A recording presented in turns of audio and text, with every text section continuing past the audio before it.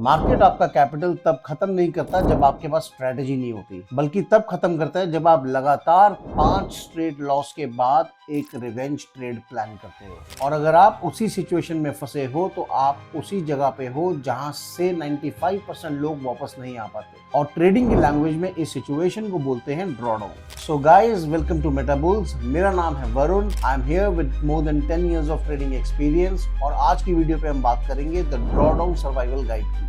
यानी कि अगर आप 5 लगातार लॉसेस खा चुके हो तो what is the best way for the comeback. Demotivate होने के बजाय एक प्लान के साथ आप वापस कमबैक कैसे कर सकते हो ताकि आप इस लॉस को इजीली रिकवर कर पाओ। लॉस मॉनेटरी लॉस की बात नहीं हो रही, लॉस की बात हो रही है दिमाग की, जो आपको प्रेशर दे रहा है रिवेंज ट्रेड प्लान करने के लिए। तो सबसे पहले हमको ये देखना है कि अगर आप प्रॉपर रिस्क मैनेजमेंट के साथ काम कर रहे हो तो लूजिंग स्ट्रीक का आना नॉर्मल है, क्योंकि प्रॉब्लम लॉसेस से नहीं है, प्रॉब्लम है लॉसेस के बाद आपका बिहेवियर चेंज क्या होगा। बिकॉज इधर ही डिसाइड होएगा कि आप एक रियल ट्रेडर हो कि या फिर जस्ट एक गैम्बलर। 5 लॉसेस के बाद एक बिगिनर क्या करता है, अपना लॉट साइज बढ़ाता है और वो सोचता है कि अब इस ट्रेड के साथ मैं अपना पूरा लॉस रिकवर करूंगा। और यहीं से डिस्ट्रक्शन स्टार्ट होता है, क्योंकि वो ट्रेडिंग नहीं बल्कि एक रिकवरी मोड में जा चुका है। और रिकवरी मोड में लिए हुए ट्रेड्स हमेशा इमोशनल रीजंस की वजह से लिया जाता है और उस पे कोई भी ट्रेडिंग लॉजिक नहीं होता।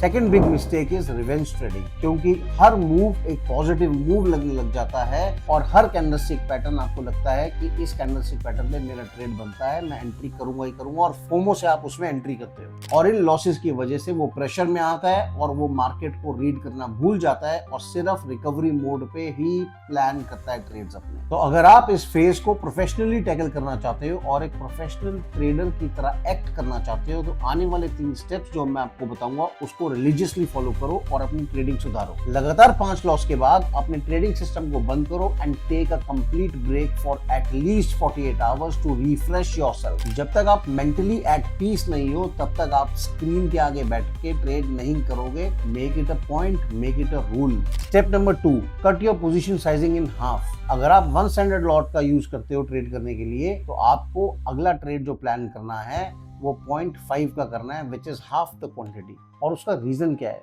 हाफ क्वांटिटी से ट्रेड करके आपका प्रॉफिट कमाना इतना इंपॉर्टेंट नहीं है जितना इंपॉर्टेंट कॉन्फिडेंस बिल्डअप करना है। Step 3, audit your trading journal. अपने ट्रेडिंग जर्नल में जब आप देखोगे कि मेरी पिछली लूजिंग स्ट्रीक से कमबैक कैसे करा था, तब आपको पता लगेगा कि वो गलतियां मैं कहां पे कर रहा हूं और क्यों कर रहा हूं। क्या वो मार्केट कंजेशन की वजह से है कि वो इमोशनल ट्रेड और फोमो एंट्रीज की वजह से है। अगर आपने पूरे रूल्स अपने फॉलो करे हैं और फिर भी लॉस हो रहा है तो उसमें गलती आपकी नहीं है। You need to give time to yourself and to the market to realign, और उसके बाद आप एक ब्रेक के बाद अपने सेटअप पे ट्रेड लेना स्टार्ट करो। ये नहीं कि अपना स्ट्रैटेजी और अपना सेटअप छोड़ो। तो गाइस, एक बात ध्यान रखना कि कोई भी स्ट्रैटेजी या इंडिकेटर ऐसा नहीं बना जो हर बार फुल प्रूफ आपको टारगेट ही देगा। आपके स्टॉप लॉस भी हिट होंगे उसमें, बट आपको बेटर ट्रेडर और प्रोफेशनल ट्रेडर बनना है तो उसके लिए you need a plan to come back out of your losing streak. एक बेहतरीन ट्रेडर वो नहीं होता जो कभी हारता नहीं, बल्कि वो होता है जो एक लूजिंग स्ट्रीक के टाइम पे पेशेंस और डिसिप्लिन से एक कमबैक की तैयारी करता है। तो एक प्रोफेशनल और डिसिप्लिन ट्रेडर बनने के लिए ये 3 स्टेप्स को अच्छे से फॉलो करो और अपनी ट्रेडिंग जर्नी को बेटर बनाओ।